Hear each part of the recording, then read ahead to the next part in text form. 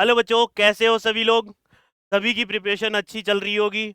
जो बच्चे BSc nursing करना चाहते हैं यूपी से, ठीक है, तो बेटा हमारे पास में यूपी बीएससी नर्सिंग, ठीक है, ये कहाँ से होती है? अटल बिहारी वाजपेयी मेडिकल यूनिवर्सिटी एक एग्जाम कंडक्ट करवाती है, और वो एग्जाम क्या होता है बेटा?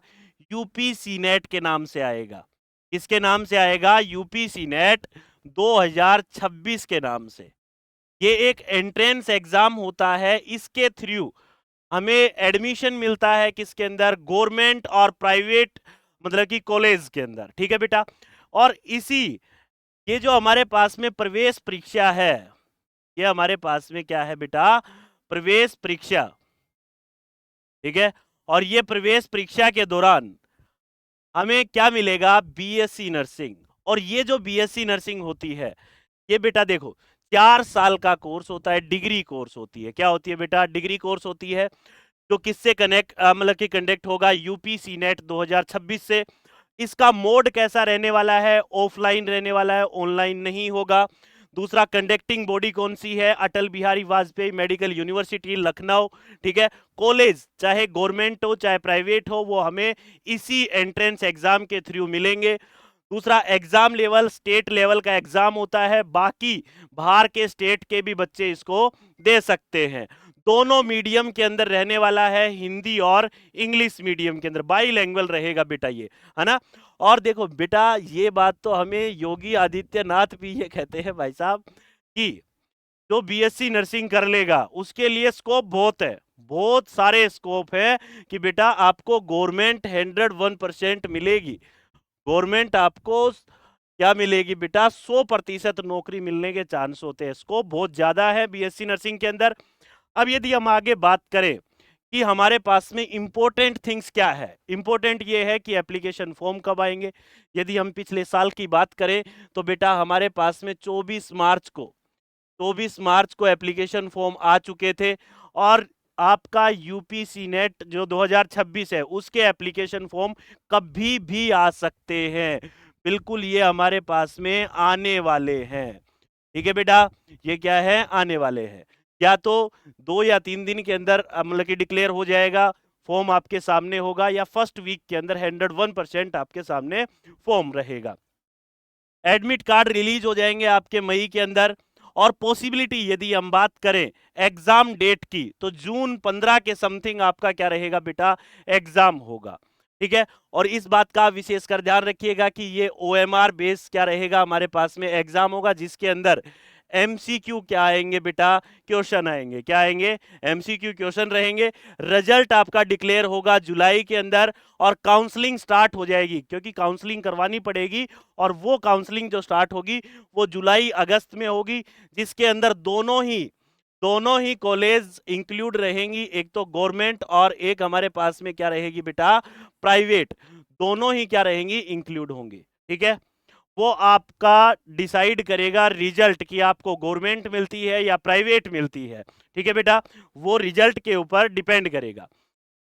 क्या क्या आप भाई कौन कौन इसके लिए एलिजिबल है, उसके लिए हम बात करें तो देखो बेटा, 12th with physics chemistry bio and English कि यदि हमारे पास में 12th जो या तो अपियरिंग कर रखी हो, कि अभी जिसकी 12th चल रही है वो भी इस फॉर्म को भर सकता है, जिसकी 12th कंप्लीट हो गई वो भी भर सकता है। दोनों ही इसको क्या कर सकते हैं बेटा? भर सकते हैं। जिसके पास में फिजिक्स हो, केमिस्ट्री हो और बायो हो, कहने का मतलब जिसके पास में पीसीबी है, या फिर हमारे पास में क्या रहे बेटा? एडिशनल बायो है। क्या है बेटा? एडिशनल बायो, तो वो भी इस फॉर्म को भर सकता है। मिनिमम 45% होनी चाहिए जनरल ओबीसी, और ईडब्ल्यूएस के लिए 40%, एससी और एसटी के लिए हो। मिनिमम एज की यदि बात करें तो हमारे पास में एज कितनी हो बेटा? मतलब कि 17 साल, और ऊपर तो चाहे 45 साल तक हो, कोई दिक्कत नहीं है, ठीक है। दोनों ही भर सकते हैं इसको, मेल फीमेल गर्ल्स बॉयज दोनों ही क्या कर सकते हैं बेटा? इस फॉर्म को भर सकते हैं, ठीक है।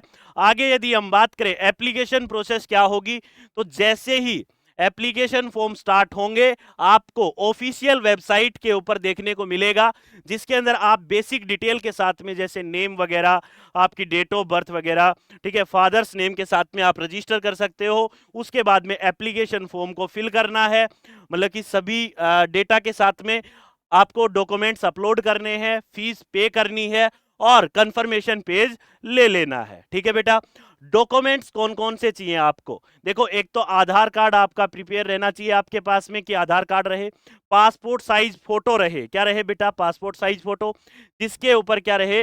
डेट लिखी हुई हो, कि हमारे पास में क्या है कि ये फोटो है तो इसके यहां क्या हो बेटा? डेट रहे। ये पासपोर्ट साइज फोटो आपकी चलेगी। उसके बाद में आपका सिग्नेचर रहेगा, 10th की मार्कशीट रहेगी, जितना भी उसके अंदर आप एप्लीकेशन फिल करोगे उसमें जितनी भी बायोडेटा दोगे वो किसके अकॉर्डिंग चलेगा बेटा? 10th के।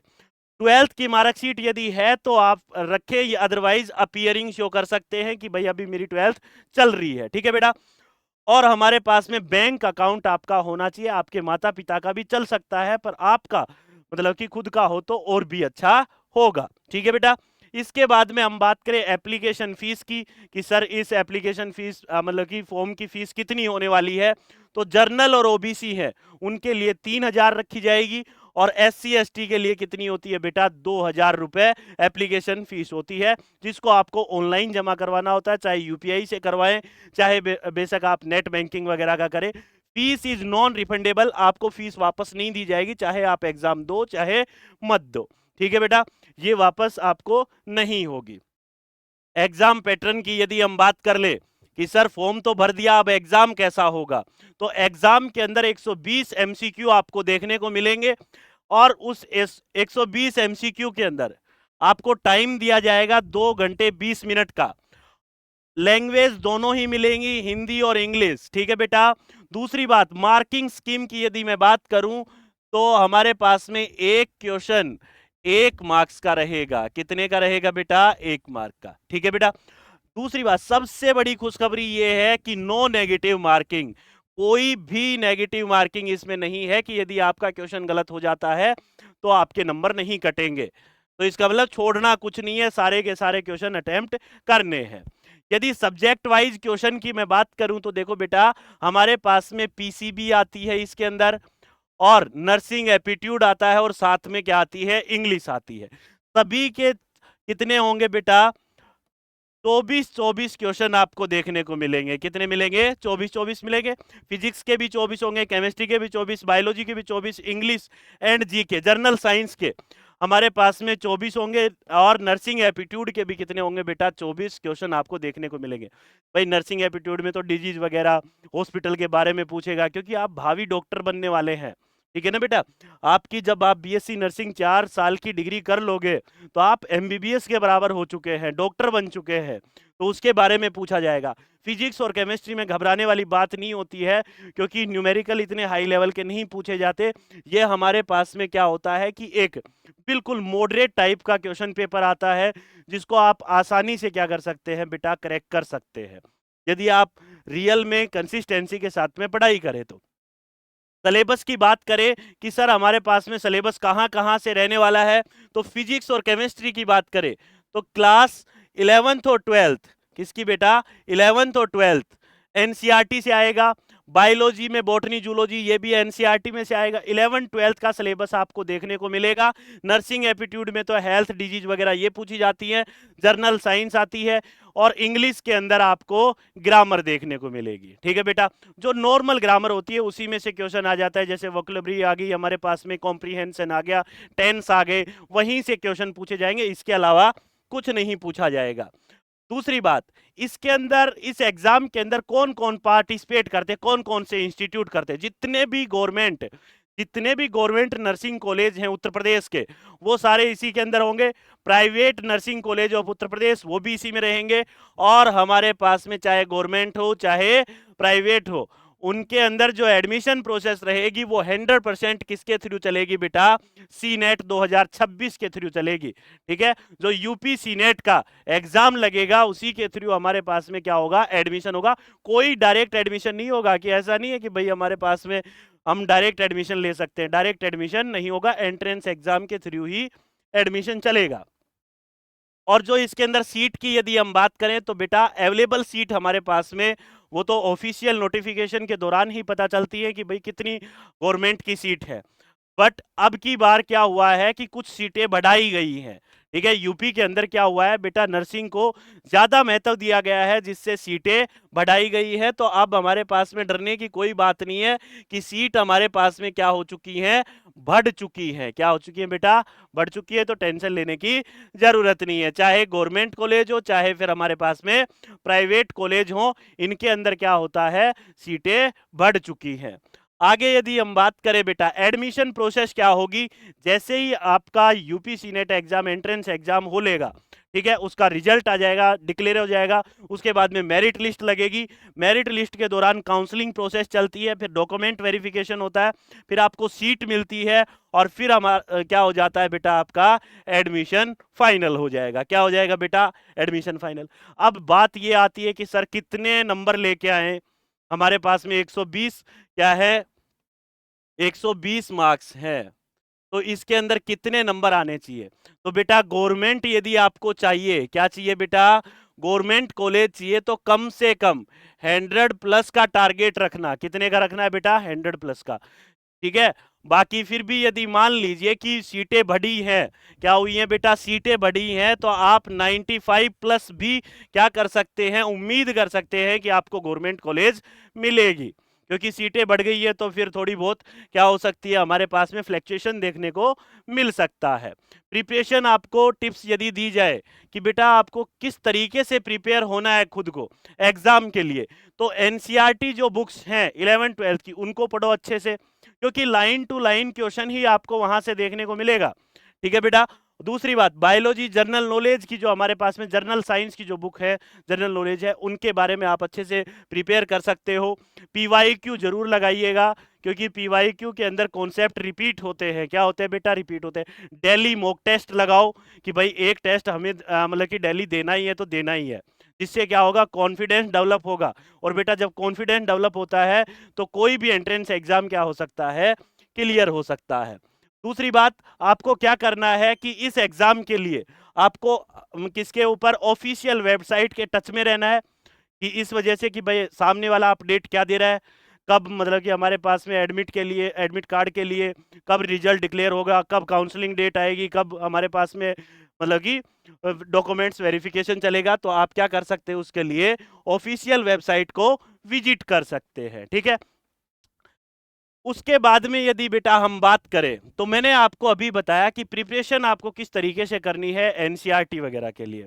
और हमारा जो जीएस प्लेनेट इंस्टीट्यूट है बेटा, वो आपके लिए राफेल बैच लेके आया है, जो केवल 1499 रुपए में स्टार्ट होता है।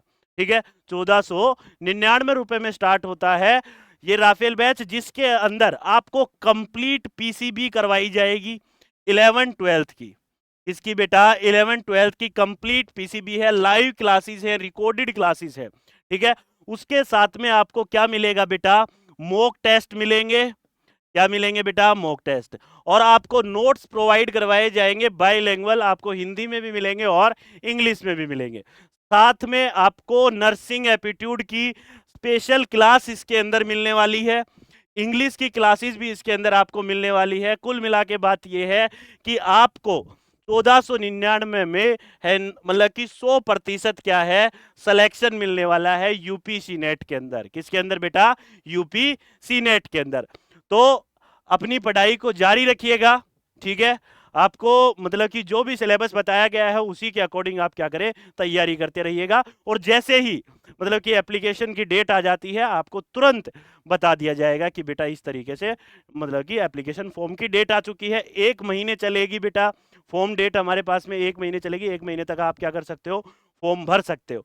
तो घबराने की कोई जरूरत नहीं है, आशा मतलब कि आराम से अपनी तैयारी को कंटिन्यू करते रहो। ठीक है बेटा, जय हिंद, जय भारत।